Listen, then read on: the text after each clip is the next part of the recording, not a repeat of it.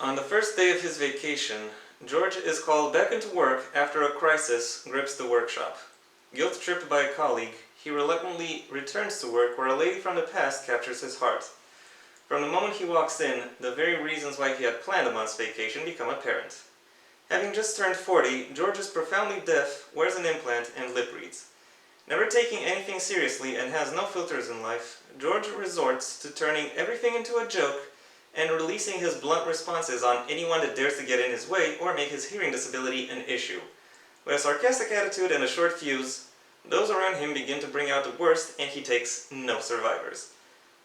A working week slap bang in the middle of a pandemic that picks at situations old and new, where life for a deaf person is complicated and far from ordinary.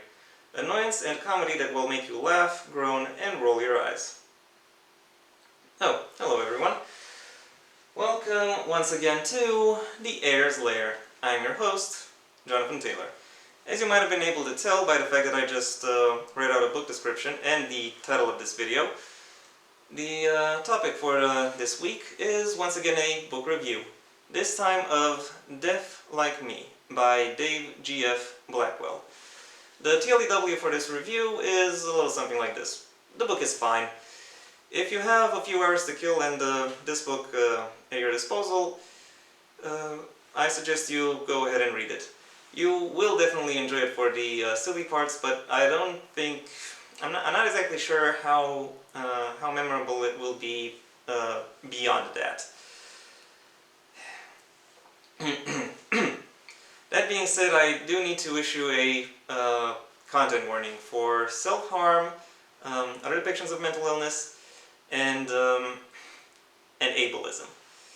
Yeah, especially ableism. There's a lot of it throughout the book. So if depictions of any of these bother you, then you might want to avoid it.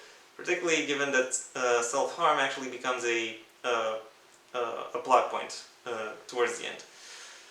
That being said, what else can I say about the contents of this book? Well, the plot of the book follows George, a medical engineer, who is called back to work during what is supposed to be his time off. And the book basically follows him over the course of a work week as he deals with a whole slew of various situations. Most of these situations are somewhat complicated by his deafness. First of all, because he has to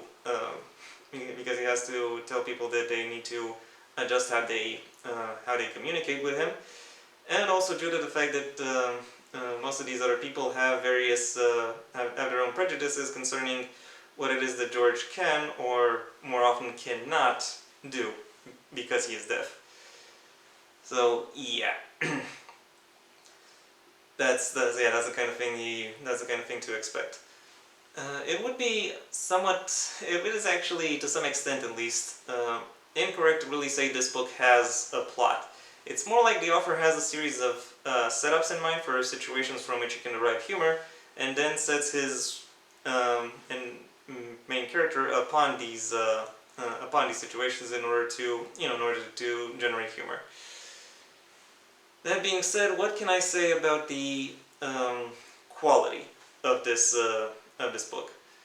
Well, as is befitting of any good comedy, the thing that stands out to me most is the character work. Pretty much every character of this deceptively large cast actually has their own distinctive voice, their own distinctive mannerisms, and their own distinctive proclivities.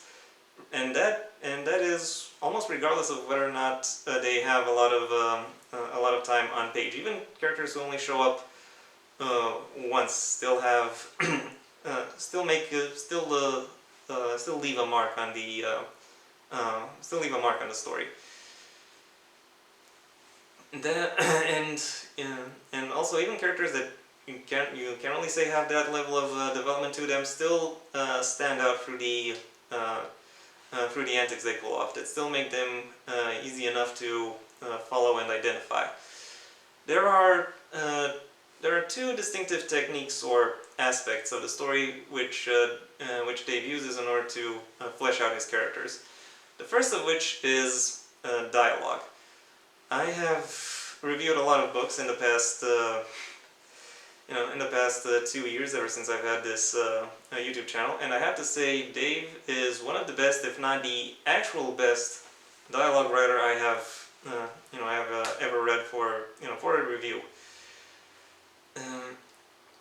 All of his dialogue works not just on a line by line basis, as in all the answers would logically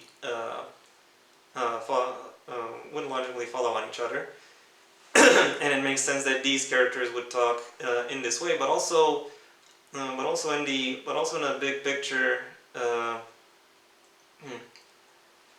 Also in a big picture, sustained and sustained and consistent way, as in characters talk, as in characters talk in a very talk and interact with each other in a very consistent, very recognizable manner. So this dialogue is absolutely perfect for characterization. It really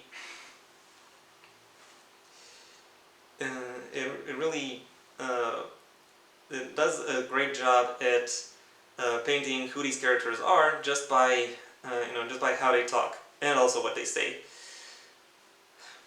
So yeah, great job there.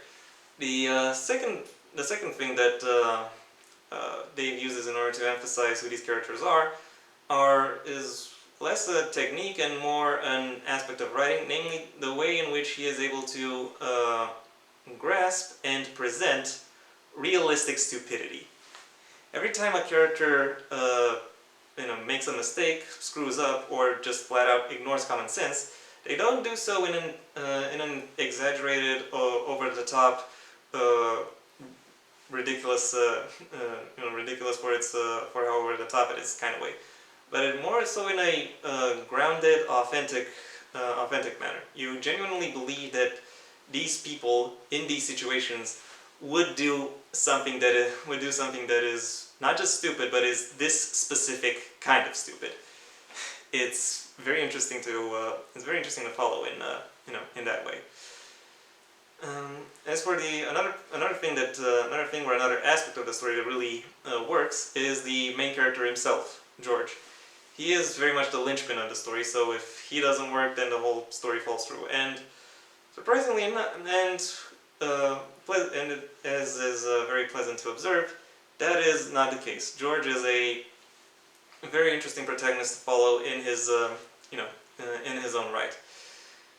He approaches all of the situations he encounters in a very cool, very even-keeled, very mature way. However, when it comes time for him to be decisive, he can very much act upon that, and he will do so in a way that is also very very satisfying to read, very cathartic. So yeah, those are great aspects of the book, and the fact that his presentation is mostly done very subtly, in a very empathetic, very intimate manner. You get to know him. You don't get to know him by what people say about him. You get to know him by how he himself acts. So yeah, great job right there.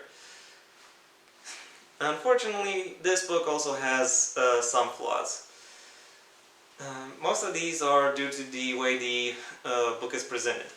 It often lapses from third-person perspective to first-person perspective, more noticeably towards within its second half, and also it changes its tenses from past tense to present tense. The change in tenses is a bit more irregular. However, it tends to correlate with the changes in perspective as well. If I were to guess, I think this book was initially meant to be a memoir of a particularly crazy work week in Dave's life, but then he thought that his book would probably be better off if he had a main character who was at least nominally different from him. Though I wouldn't be surprised if the G in his name stands for George.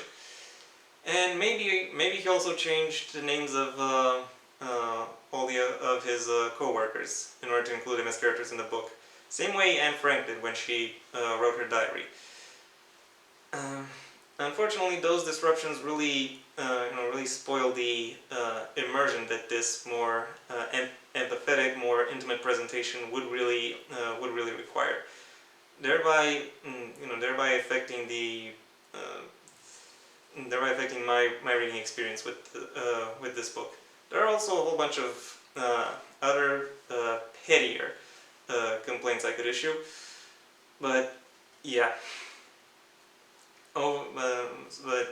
So yeah, that's kind of my that's kind of my problem. There are things that work well, but there are also and I think there are things that work well, but there are also things that don't. Though I think the things that work well, on average, on average, stand out a little bit more. Overall, while I recognize that this book has some issues, particularly regarding to its presentation, the parts of it that are done well are done in a manner that is both distinctive and engaging, and it makes this book a very worthwhile read. Therefore, my final rating for Death Like Me is a 3 out of 5. And that was my review. Thank you for your attention.